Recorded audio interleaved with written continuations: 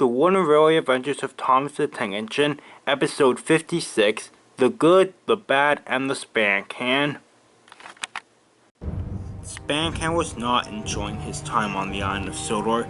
He was overworked, tired, and worst of all, he had promised a recently escaped from prison Sailor John that he would help him find a lost diesel. "Cheer up, Spamcan," said Derek as he pulled up. "The workload will calm down eventually." "It's not just the workload that's stressing me out," says Spamcan. "I did something a few days ago that I'm beginning to regret." "What did you do?" asked Derek.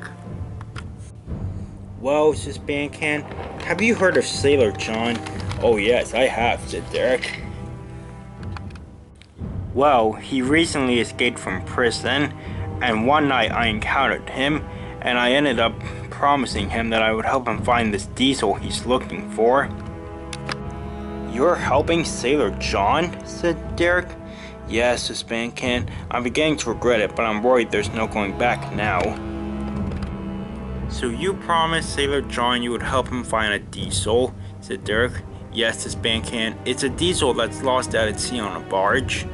"Well, what on earth made you decide you were going to help Sailor John?" "Well, he said that in return he would keep the Sodor Railway safe from anything the diesels might be planning.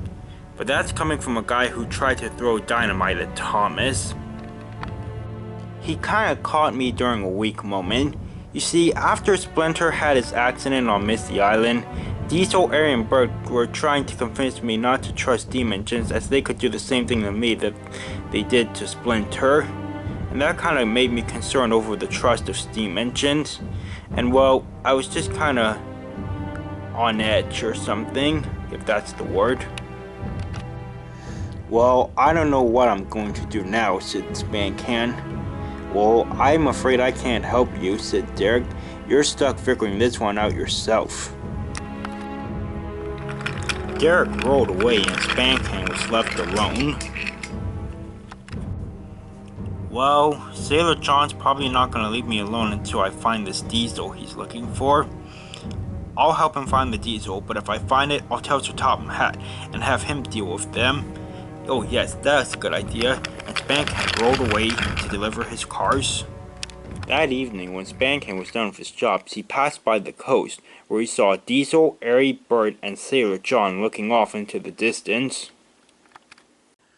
"Ah, Spamcan, there you are," said Sailor John.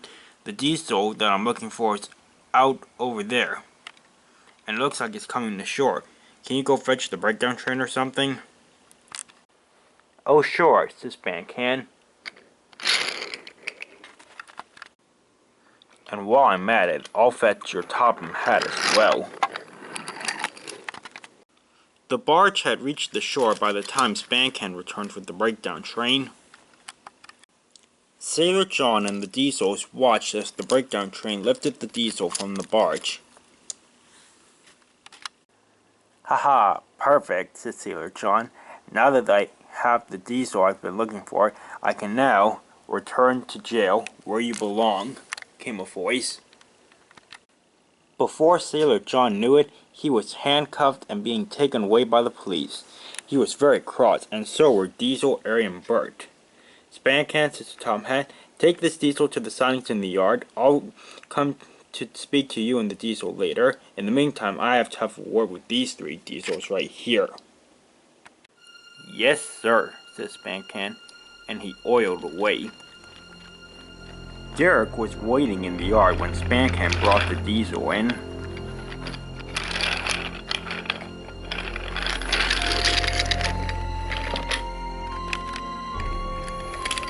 Spamcan shunted the breakdown train away and rolled into the siding to face the diesel.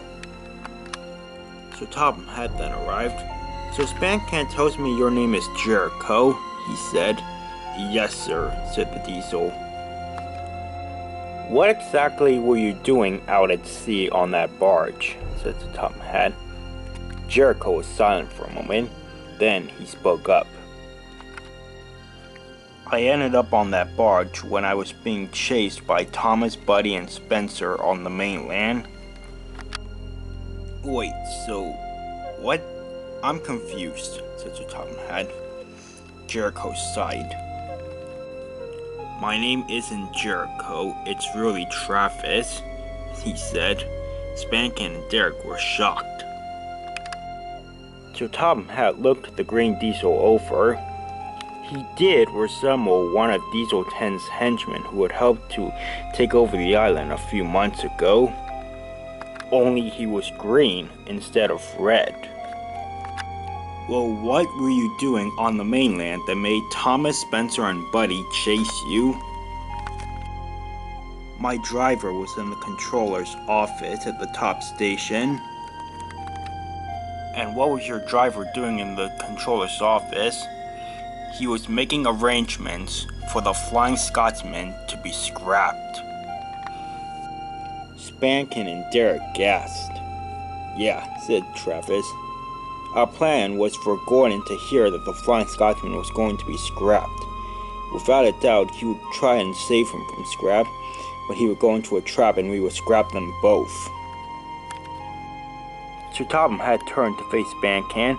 "Spamcan, I want you and Derek to take turns guarding this diesel and make sure he doesn't try to do anything else funny.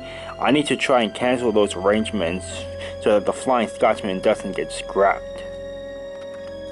"Yes, sir," said Spamcan and Derek, and Sir Topham Hatt walked away. Spamcan went to go refuel and Derek went into the signing to guard Travis.